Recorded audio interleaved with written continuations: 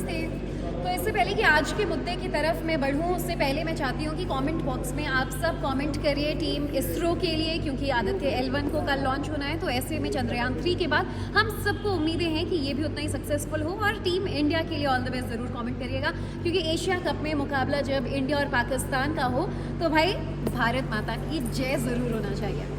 चलिए आज बात करेंगे वन नेशन वन इलेक्शन की। ये एक बहुत ज़रूरी मुद्दा है जो दिन भर छाया रहा। दरअसल एक स्पेशल सेशन बुलाया गया है सरकार द्वारा सितंबर के महीने में, और स्पेशल सत्र जब भी आयोजित किया जाता है तो फिर दिल की धड़कनें तेज़ हो जाती हैं कि आखिर किन मुद्दों पर चर्चा होने वाली है, या फिर क्या कोई विधेयक पास किया जाएगा। ऐसे में इस बार इस बिल को लेकर लोगों को उम्मीदें हो गई हैं कि शायद ये सत्र इसीलिए बुलाया गया है कि वन नेशन वन इलेक्शन कानून बनाया जाए। बहरहाल ये है क्या, इसके फ़ायदे क्या हैं, नुकसान क्या है, ये मैं आपको बता देती हूँ।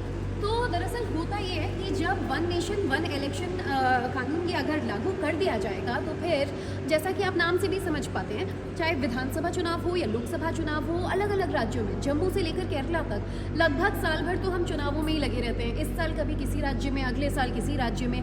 तो इन सारे हर्डल से बचने के लिए एक ही तरीका है कि आप पूरे देश भर में, चाहे वो लोकसभा के चुनाव हो या फिर विधानसभा के चुनाव हो, एक ही टाइम पर करवाएं। और जो वोटर्स हैं उन्हें एक ही बार घर से निकलना पड़ेगा दोनों इलेक्शंस में वोट डालने के लिए। तो अब इसके फ़ायदे क्या हैं? मेजरली देखिए 4 बड़े फ़ायदे मैं आपको बता देती हूँ वन नेशन वन इलेक्शन के।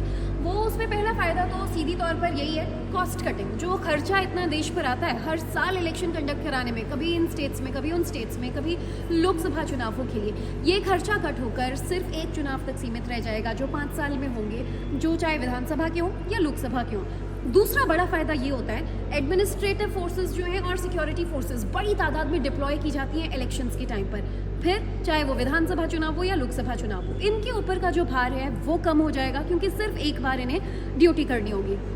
तीसरा बड़ा फ़ायदा ये है कि कभी पंजाब, कभी गुजरात, कभी दिल्ली, कभी मध्य प्रदेश, कभी कर्नाटक, हर जगह चुनाव में अगर पार्टियां बिजी रहेंगी तो भाई पॉलिसीज़ कब बनेंगे। अगर 5 साल में एक ही बार दोनों चुनाव होते हैं तो पार्टियों को भी समय मिलेगा बेहतर शासन के लिए, सरकारों को टाइम मिलेगा बाकी के 5 साल तक सिर्फ पॉलिसीज़ पर ध्यान देने के लिए, ना सिर्फ प्रचार प्रसार में लगे रहने के लिए। और चौथा बड़ा फ़ायदा इसका ये है, जैसा कि मैंने पहले भी कहा, वोटर टर्नआउट। और वोटर टर्नआउट में सीधी तौर पर आपको अगर घर से एक ही बार निकलना है वोट देने के लिए, तो ज़्यादा संख्या में जो वोटर्स हैं वो जाएंगे और वोट करेंगे। तो ऐसे में वोटिंग परसेंटेज जो है वो डेफिनेटली बहुत ज़्यादा बढ़ सकती है, और इसका फ़ायदा हमें अपनी सरकार चुनने में भी हो सकता है। और अब इसको नुकसान क्या है, मेजरली जो 2-3 नुकसान मुझे नज़र आते हैं। पहला नुकसान तो एक लंबा प्रोसेस होगा कॉन्स्टिट्यूशन अमेंडमेंट करने के लिए, चाहे वो सेंट्रल लेवल का हो या फिर स्टेट लेवल पर। दूसरा बड़ा चैलेंज इस बिल को लागू करने में आ सकता है वो ये कि तमाम पार्टियों को मनाना सबसे बड़ा, क्योंकि देखिए विपक्ष अभी आरोप लगा रहा है कि वन नेशन वन इलेक्शन में मोदी जी अपना फ़ायदा देख रहे हैं, इसीलिए हम इसका सपोर्ट नहीं करेंगे। अलग अलग राज्यों में जिस टाइम पर सरकारें चुनी जाती हैं उसी टाइम पर वोट हो। और तीसरा इसका एक नुकसान ये हो सकता है कि जो स्टेट के मुद्दे होते हैं वो ओवर पावर हो जाएंगे नेशनल इश्यूज़ से, क्योंकि अगर लोकसभा चुनाव एक साथ होगा तो लोग राष्ट्रीय मुद्दों को पहले देखेंगे। इसकी वजह से जो राज्य की सरकारें हैं उनकी वोटिंग पर भी असर पड़ सकता है या उन्हें नुकसानों का सामना करना पड़ सकता है।